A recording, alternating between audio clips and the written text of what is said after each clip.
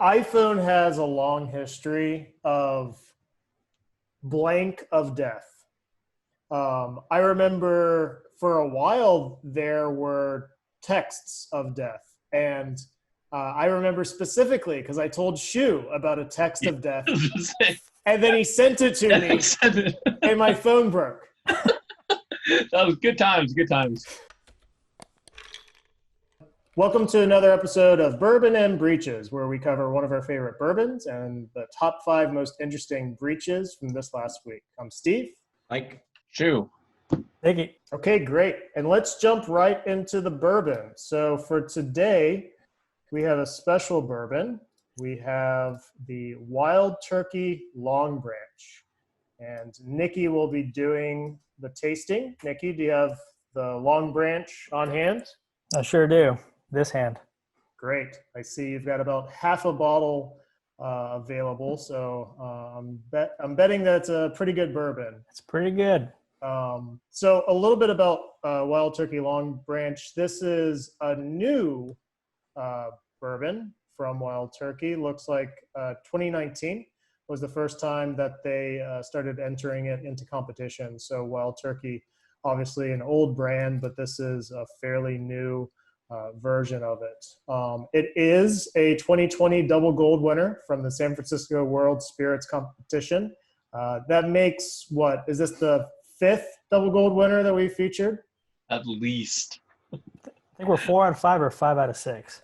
I think that we are, there is only one that wasn't, and that was Maker's Mark. But Maker's has several that are double gold. They just didn't enter their standard. They entered their premium one, and that did win double gold. So we may have to feature that on a future one. So we've got Wild Turkey Longbranch here. What's interesting about Wild Turkey Longbranch is we've already talked about it on the show. So if you'll remember a few weeks ago, we covered Campari being broken into, I believe, Ragnar Locker ransomware. And one of the files that they leaked was the Campari contract between Matthew McConaughey and Austin Local and Wild Turkey for the Longbranch brand. So full circle, we're bringing it all back to you. Wild Turkey is, of course, a Kentucky bourbon. Let's see, it is in Lawrenceburg, Kentucky. Shu, you've been to the Whiskey Row in Kentucky. Did you go to Wild Turkey? I did not go to Wild Turkey. That was one of the, we were slightly pressed on time and we did not go to Wild Turkey. We were right there by Lawrenceburg, though.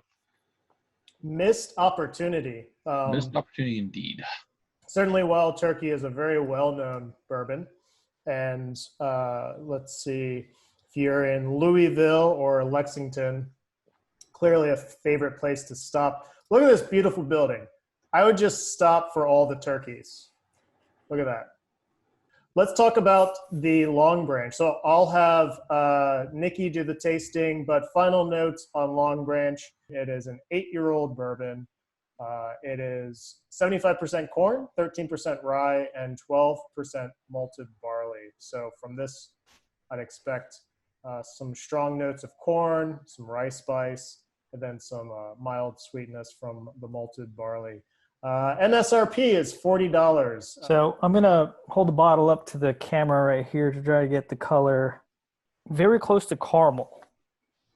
Yeah, it's very light. It's not dark. It's not scary. Great. And then let's tell us about what you smell when you. So it smells like whiskey. All right, Nikki, tell us about Longbranch. In terms of flavors that I'm getting as I review this whiskey,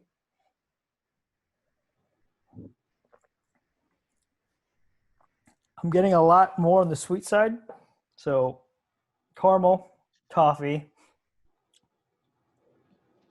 finishes mild sweet like vanilla. Very little burn, and it's actually very pleasant overall, the entire ride. Great.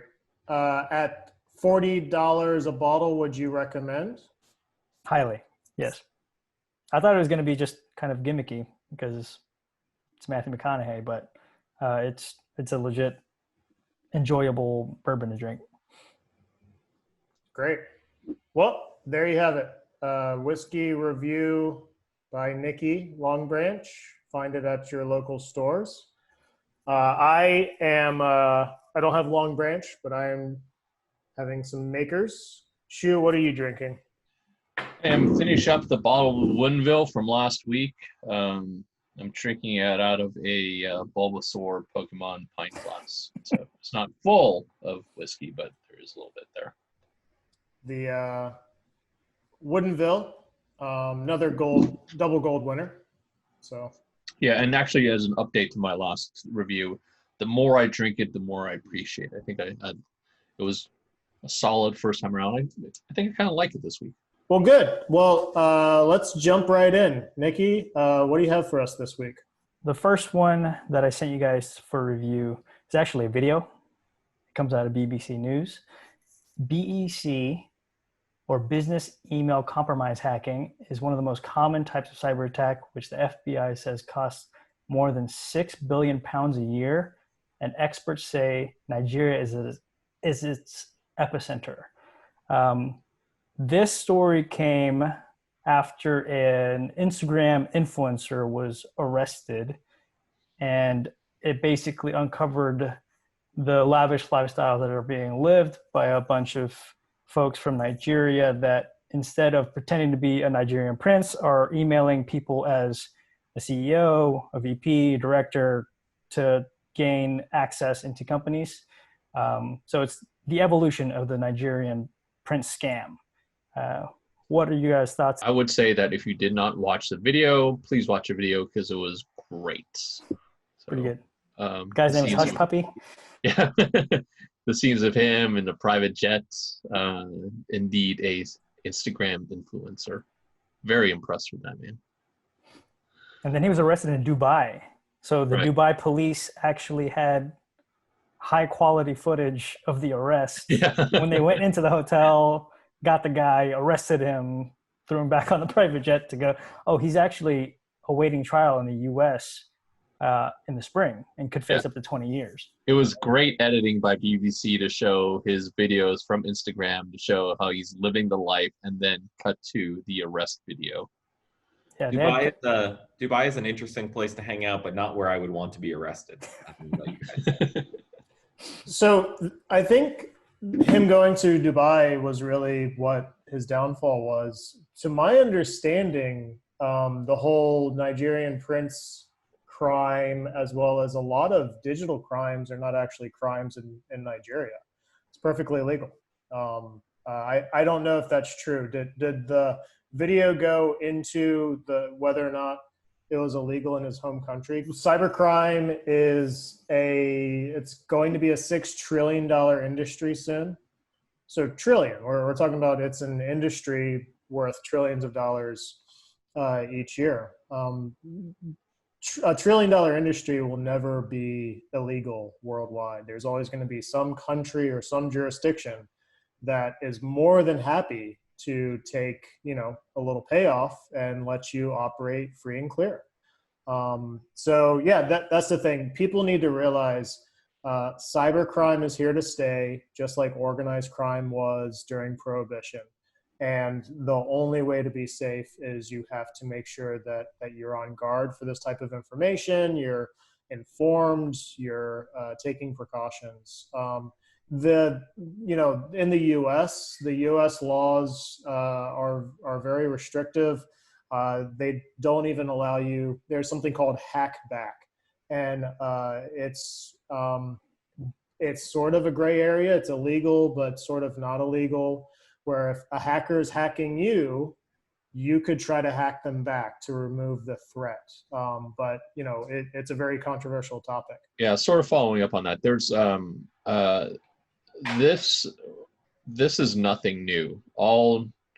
And they titled this article specifically regarding Nigerian princes for a specific reason. It used to be that they were targeting individuals, and now this video says they're targeting companies and they're getting bigger payouts of that. But the methods are roughly the same. So they're just getting bigger targets out of this. Yeah, it's never going away. The majority of hacks, specifically financially motivated hacks, have always been super low tech. I think we'll read about some more interesting high tech hacks, and obviously this is a big year for ransomware. But this is just a regular scam where the method of communication instead of a letter is an email, and that's just not going out of style. Number two. Number two. IBM uncovers global phishing campaign targeting the COVID-19 vaccine cold chain. So it was China for this one, right? It says right here in the paragraph, the spoof phishing emails appeared to originate from a business executive from a hired biomedical, a Chinese company currently acting as a qualified supplier. That's what I read. So Yeah, I read that these hacks were coming from China, and I interpret it as not they were trying to disrupt the supply chain, but they were trying to figure out how other countries were going to do the super cold supply chain. So it's interesting because with this vaccine, some of the vaccines, like the Moderna vaccine, has to be -70 Celsius or something to that effect. So much colder than a normal vaccine. I interpreted it as China State Intelligence was trying to figure out how other countries were going to do it so they could like pick up tips. So obviously it's not great to have, that hacking happen, and certainly that information could be used for nefarious purposes. But I sort of took it as it was interesting that in one way of looking at it, it's sort of like China's trying to figure out best practices for how they could run their own cold chain. I think you are giving a lot of credit, honestly, to China about this. I think we've been hearing about this for several months now, and I interpreted this as a very specific detail released about one specific attack. We were told by the FBI months ago that there were attacks up and down the vaccine making process, not only supply chain, but also manufacturing and research. And then IBM comes out with this. So yeah, it's probably just supply chain, but the pessimistic view is that it is one element of larger attacks. Yeah. Number three. Kmart is latest retailer to suffer major ransomware attack.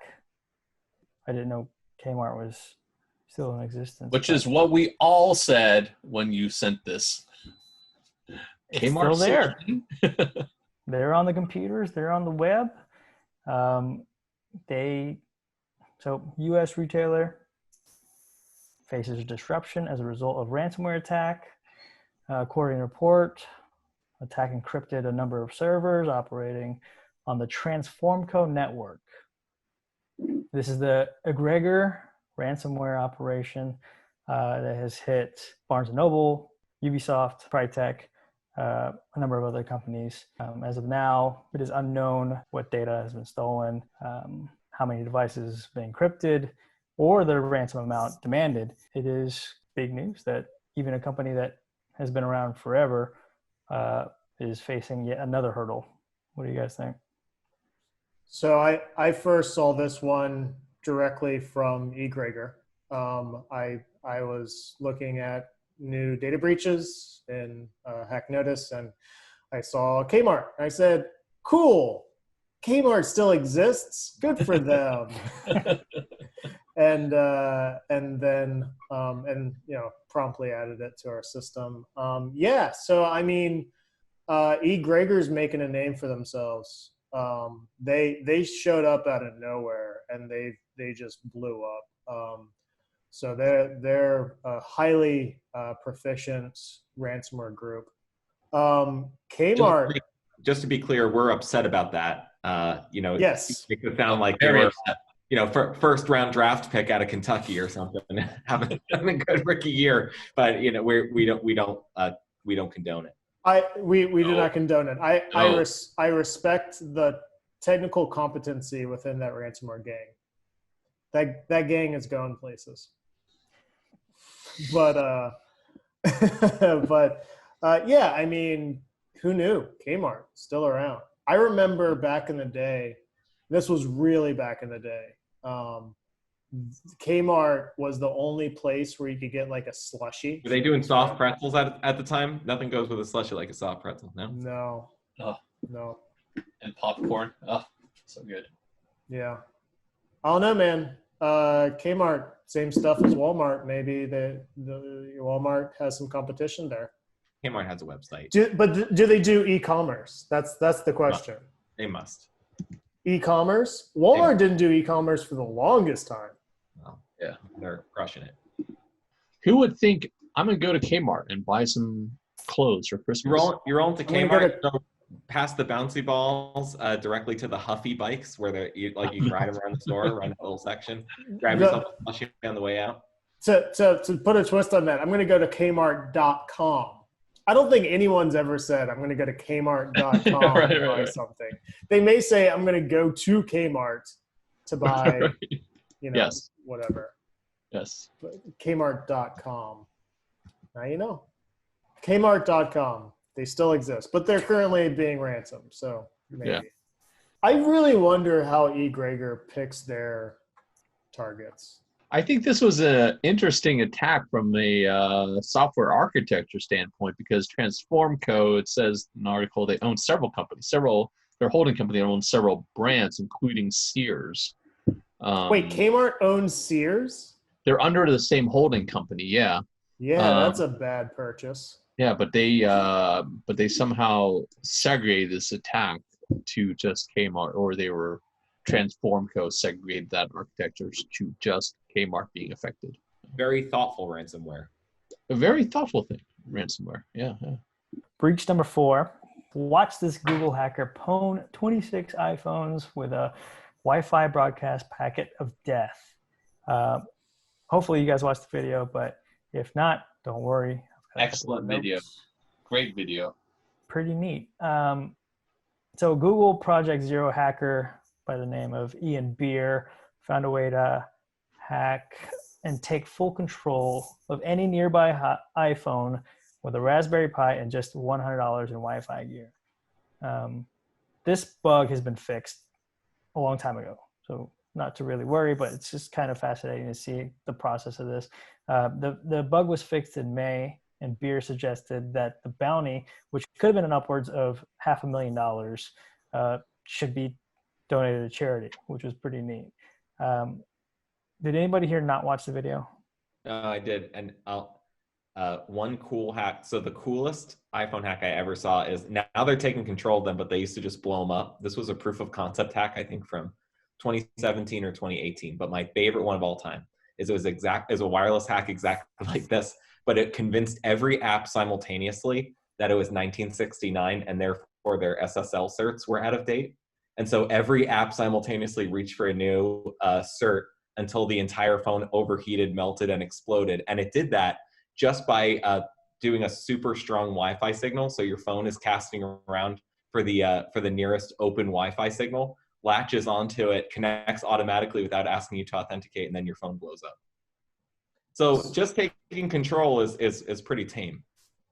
So iPhone has a long history of blank of death. I remember for a while there were texts of death, and I remember specifically because I told Shu about a text of death, and then he sent it to me, and my phone broke. That was good times. Good times. So it was like the foreign character thing. It was like some Hindi characters. Yes. There were two of those. There was a subsequent one after that. And not only did it break my phone, but it broke my phone every single time that I tried to restart the phone. because it kept coming up with that text as if it hadn't been read. So yes, I felt a little bad. yes, you should have felt that. This is not the first time, probably not the last time, with such a popular platform and a fairly secure platform. Apple Sandbox is incredibly secure. The anything that can mess with the iPhone becomes top news. So, But I mean, but the thing is, like, and the thing that these hacks have in common is that I think it starts with a user model of convenience, right? Because you want to buy your mom an iPhone, you want to buy your grandma an iPhone. Like the Apple ethos is that everybody should have an iPhone. So if you know what you're doing with your phone, you can configure your phone how you want it. But it's built for ease of use, and it's built with a certain amount of trust between the base code and base trust between that and the applications that the phone runs, and that's what's being exploited. It sounds like here. well, so the base OS does not trust the applications compared to Android. There's a complete sandbox per application. That's why Android can have malware, and iPhones really can't have malware. They can have bad apps, but it's not like those apps can sort of take over your phone and spy on other apps. So the OS is built well that it has sandboxing in place, whereas Android does not, or did not. They may have added it. But this seems to be much more, whenever you can attack the base layers, which is SSL certs or Wi-Fi communication, yeah, totally. You run the risk of being able to find something fundamental in the phone that you can then just compromise. This was I don't know if you went to his blog, Ian Beard's blog. Google Project Zero, by the way, just if anyone does not know, is a highly sophisticated team of researchers at Google. They're probably one of the best. If you went to his blog, it's a very, very sophisticated blog. It's a very sophisticated and detailed account of how he found this. I looked at it and I said, this is probably going to take me a week to understand what's happening here. But at the end of the day, I think the lesson here is, Nikki, like you said, it's an old hack, but it's still like what, from March or May of this year. So like a few months ago. But the lesson here, it's been patched. So the lesson here is to keep your phone up to date. Steve. I always caution to wait for the .1. So I will say, keep your phone up to date-ish and wait for the .1 on any major release. But not beyond that. Steve. Our last breach of the day, U.S. cybersecurity firm FireEye discloses breach, theft of hacking tools. One of the largest cybersecurity companies in the U.S., they got hacked, likely by a government, and that an arsenal of hacking tools used to test the defenses of its clients has been stolen. What do you guys think is happening? Obviously, they've said that they expect China, and that it looked like advanced persistent threat. I would say kudos to FireEye for a responsible disclosure, B, coming out with a lot of testing for some of the tools that they released to try to nullify the effects of what happened. And I mean, if it's going to happen or when it happens, I think that they did the responsible thing and are at least in control of the messaging. So, I mean, that's I think the best you can hope for. Absolutely, I think there was a very appropriate response. They released fingerprints of all the files that were leaked.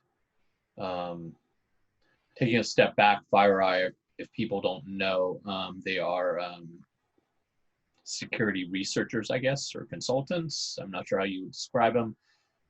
They have a bunch of tools that attack not only their red team tools, and they attack not only OSs but just specific applications. And if you Google them, they have their hands in everything. So they have a lot of tools that exploit 0 days. Yeah, so I think this is super bad, like really, really, really bad. Like when the CIA tools got leaked, bad, or when hacking teams tools got leaked, bad. Like the CIA's tools got leaked and we still see those tools being used. Hacking teams tools got leaked with several 0 days and we still see those tools being used. FireEye had 0 days that only they knew about. And they had tools specifically built for red team against their clients. And now the hackers have those, but soon everyone will have those. And that's bad. This is very, very bad. I would expect to see a sudden influx in ransomware attacks because these tools should open up a lot of companies, and the ransomware is the easiest way to extract money from those companies. Yeah, on the other side, I expect you to see a lot of security patches in the next few weeks and months. And I would advise that people and companies apply those updates. Yeah, it's always bad when a company that does red team exercises, they themselves get hacked, right? Who knows what other data has been extracted? You know, if you were a client, maybe FireEye had details about what exploits currently work at different companies, right? If they're doing red team exercises, they're doing the majority of the hackers' work for them. So I would, if I was a client of FireEye, which I'm not, I'd be very concerned about this particular data breach, and I would make sure to get every detail possible from FireEye about this breach. And then I would probably start pulling systems offline, like, hey, let's put a brand new whitelist on like literally everything. I would go into full paranoid mode because otherwise you just don't know what hackers know. And I will say though, you know, in FireEye's defense, that where that specific advanced persistent threat has come from, that they are either the firm or acquired the firm that's done a lot of really good work around that threat. So they merged with or acquired Mandiant a couple of years back, who've done some really excellent research into advanced persistent threat, specifically from China, that I personally was interested in 4 or 5 years ago. In terms of our every week listeners, is there anything that they should be scared of or being proactive about in terms of this? Like, does it affect the everyday person, or is it just companies that should be worried about the effects of this breach? I wouldn't have extra concern from the FireEye hack for the everyday person currently. The concern is if there are 0 days and they can be weaponized into a brute force across a large quantity of devices. I would be more concerned if our listeners work for a Fortune 500 company that's already receiving persistent threats. Those threats may end up becoming more effective, given the new 0 days that have just been released into the wild and the new tools that have just made hacking more effective. So if you work for someone that's already targeted, that targeting just got more concerning.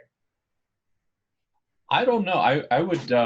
I would slightly disagree with you because we're not exactly sure what FireEye was involved with. Like several years ago, they had it was well known they had some sort of 0 day or some sort of attack on TeamViewer, which is a remote desktop controller software. So, I mean, that's an application. If they have that, then who knows what else they have. But it goes back to what I think, like, if within the next several weeks and months, if you see an update on your app store, go ahead and apply it. It might be a good idea. Well, this has been an episode of Bourbon and Breaches. If you liked what you saw today, subscribe, comment, and follow us. And if you have any bourbon or breach suggestions, you can contact us directly. Until next time.